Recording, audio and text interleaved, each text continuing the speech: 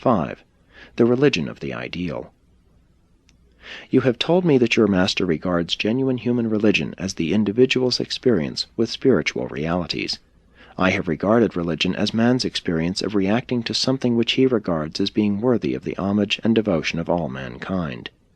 In this sense, religion symbolizes our supreme devotion to that which represents our highest concept of the ideals of reality, and the farthest reach of our minds towards eternal possibilities of spiritual attainment.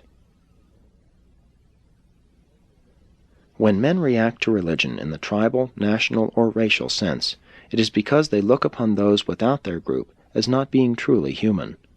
We always look upon the object of our religious loyalty as being worthy of the reverence of all men. Religion can never be a matter of mere intellectual belief or philosophic reasoning. Religion is always and forever a mode of reacting to the situations of life. It is a species of conduct. Religion embraces thinking, feeling, and acting reverently toward some reality which we deem worthy of universal adoration. If something has become a religion in your experience, it is self-evident that you already have become an active evangel of that religion, since you deem the supreme concept of your religion as being worthy of the worship of all mankind, all universe intelligences. If you are not a positive and missionary evangel of your religion, you are self-deceived, in that what you call a religion is only a traditional belief or a mere system of intellectual philosophy. If your religion is a spiritual experience, your object of worship must be the universal spirit reality and ideal of all your spiritualized concepts.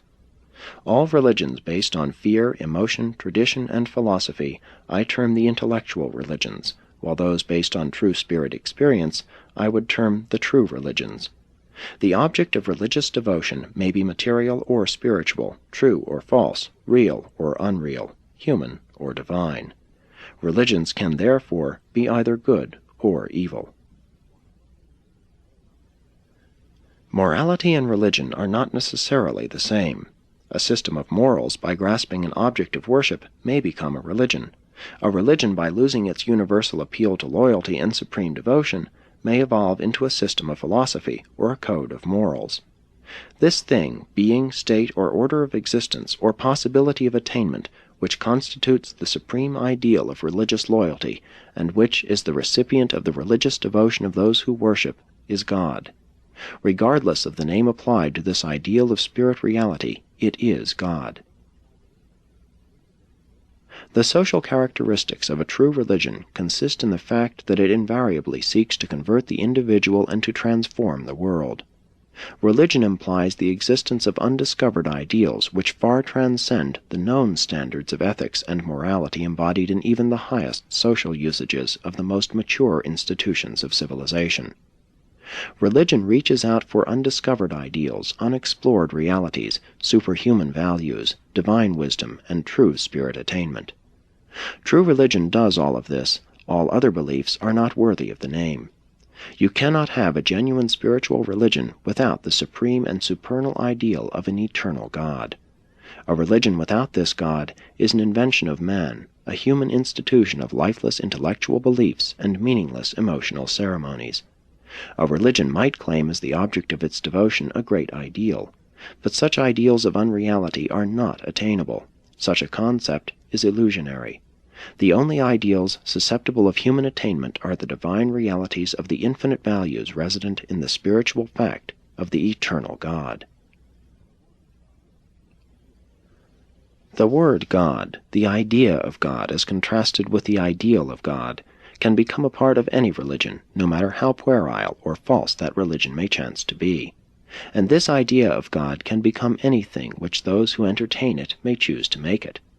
The lower religions shape their ideas of God to meet the natural state of the human heart. The higher religions demand that the human heart shall be changed to meet the demands of the ideals of true religion. The religion of Jesus transcends all our former concepts of the idea of worship, in that he not only portrays his Father as the ideal of infinite reality, but positively declares that this divine source of values and the eternal center of the universe is truly and personally attainable by every mortal creature who chooses to enter the kingdom of heaven on earth, thereby acknowledging the acceptance of sonship with God and brotherhood with man.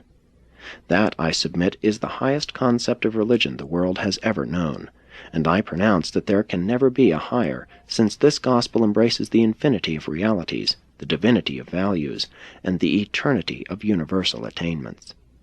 Such a concept constitutes the achievement of the experience of the idealism of the supreme and the ultimate. I am not only intrigued by the consummate ideals of this religion of your Master, but I am mightily moved to profess my belief in his announcement that these ideals of spirit realities are attainable, that you and I can enter upon this long and eternal adventure with his assurance of the certainty of our ultimate arrival at the portals of paradise. My brethren, I am a believer. I have embarked. I am on my way with you in this eternal venture. The Master says he came from the Father, and that he will show us the way. I am fully persuaded he speaks the truth. I am finally convinced that there are no attainable ideals of reality or values of perfection apart from the eternal and universal Father. I come, then, to worship not merely the God of existences, but the God of the possibility of all future existences. Therefore must your devotion to a supreme ideal, if that ideal is real, be devotion to this God of past, present, and future universes of things and beings.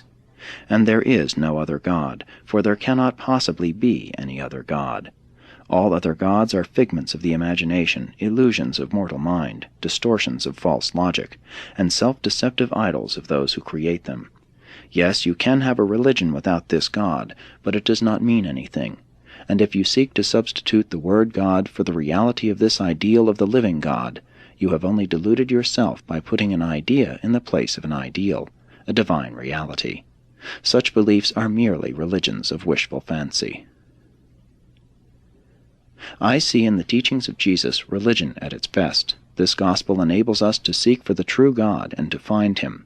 But are we willing to pay the price of this entrance into the kingdom of heaven? Are we willing to be born again, to be remade? Are we willing to be subject to this terrible and testing process of self-destruction and soul reconstruction? Has not the Master said, "Whoso would save his life must lose it"?